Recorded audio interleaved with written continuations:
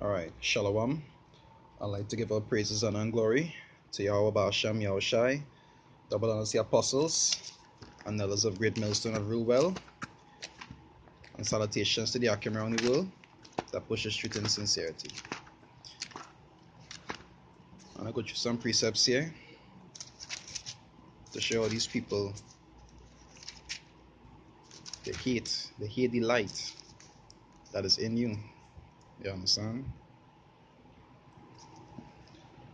So there's Matthew 24 verse 9, right? They say, "Then shall they deliver you up to be afflicted, and shall kill you, and ye shall be hated of all nations for my name's sake." Really and truly, that is a part of prophecy. As the scriptures say in Luke 24, it say, all prophecy of the scriptures must be fulfilled. You understand? And the scriptures say that you'll be hated for his name's sake. It's not because they already hate you personally, you know. What they hate is who is in you. You understand? The light that is in you. Really and truly. Because even back then, those same spirits that hate Yahushai, and now that he dwelleth inside you, they will hate you also. Because they could actually pick up that spirit in you. You understand? But all this is a part of prophecy. And all this is to maintain you how you're supposed to be in some way. So there's Luke, sorry, Salakia. There's John 15, I'll start from 18, right? They say, if the world hates you, you know that it hated me before it hated you. They say, if you were of the world would love his own. But because ye are not of the world, but I have chosen you out of the world, therefore the world hated you. And there is something he talked about even when he was around. So you'd know that there is something that you have to go through. Say, remember the word that I said unto you. Say, the servant is not greater than the Lord. Say, if they have persecuted me, they will also persecute you. If they have kept my saying, they will keep your saying also. So there is something that was set up, not only for prophecy, but for your own good. Because at the end of the day, a part of being holy is to be separate. You understand? So all this is a system in which you will be separate from them. If somebody hates you, they wouldn't want to be your best friend. You understand? All this is a part of prophecy, and it's also to separate you from them, to separate the clean from the unclean. You understand? All these things are supposed to happen.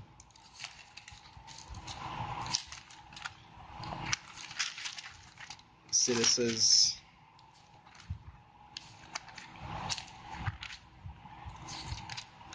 it says it's Matthew 10, right? Matthew 10, I'll start from 25. It say, it is enough for the disciple that he be as his master, which we trying to be right now. Right?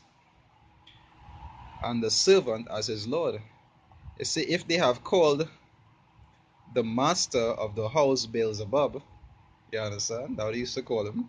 They say, how much more shall they call them of his household, which are the bridegroom? You understand? The election.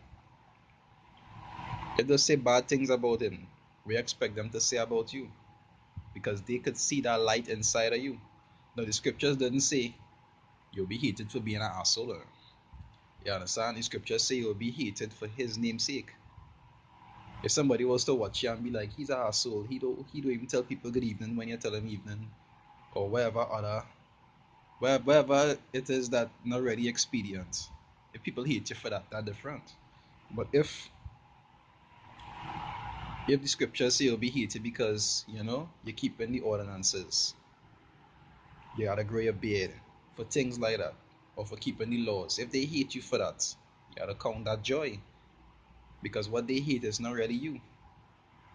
They hate the person that is in you and the one who tell you that you have to do these things. I read it over. There's Matthew 10 verse 25. It say, it is enough for the disciple that he be as his master and the servant as his Lord.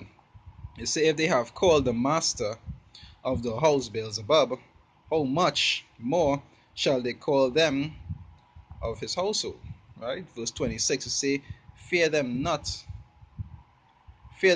therefore, for there is nothing covered that shall not be revealed, and hidden that shall not be known. So these are things that he actually tell us to actually get yourself in an order for. You knowing these things, you're supposed to, as I say, gird yourself to be able to deal with it. You understand here what's going on because of what it is because of the path that is chosen for you. You don't know to yourself that these people will hate you, and a lot of them, they wouldn't even know why they hate you, but they will just hate you for what it is, you just do.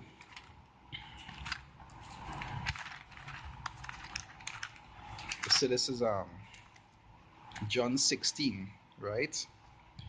I'll read John 16. I'll read verse 3. It say, and these things will they do unto you, because they have not known the Father nor me.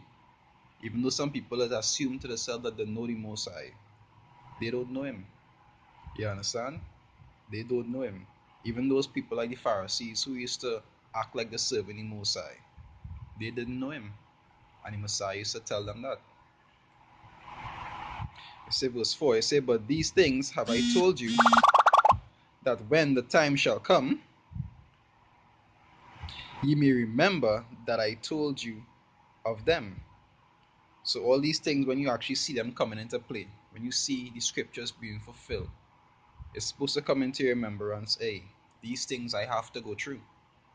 It's a part of prophecy, and you're supposed to count it joy. You're supposed to be glad when these people hate you, really and truly.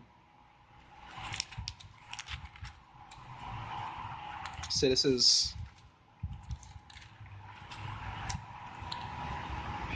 is John 14. I'll start from 19. It says, yet a little while, and the world seeth me no more, but ye see me, because I live, ye shall live also. It say, at that day ye shall know that I am in my Father, and you in me, and I in you. That's how the Messiah does manifest himself unto us, by making his abode inside of us. You understand? Say verse 21, it say, he that had my commandments and keepeth them, he it is that loveth me. And he that loveth me shall be loved of my Father, and I will love him, and I will manifest myself to him.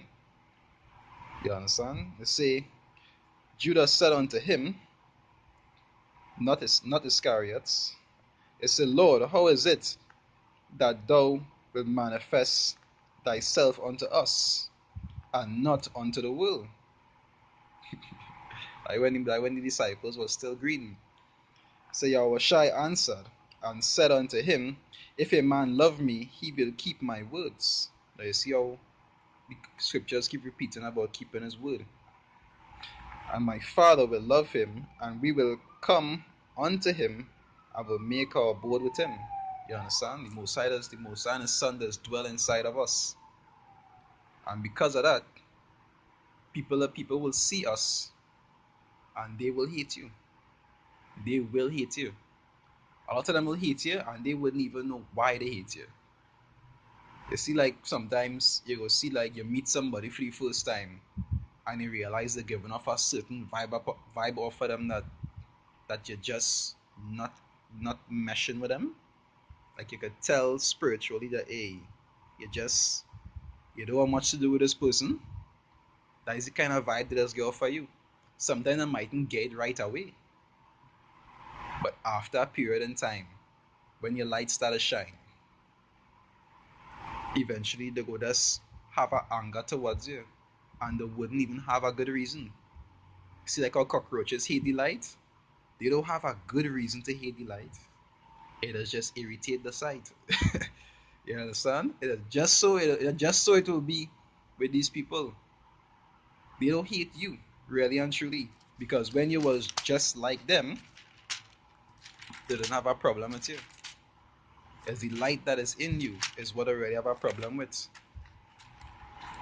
And because you carrying that light is why they have a problem with you. Yesterday is John 7, right? John 7, verse verse 7. It said, the world cannot hate you, but me it hated. You understand? There is the Messiah telling them that. It said, the world cannot hate you, but me it hated. Because I testify of it, that the works thereof are evil.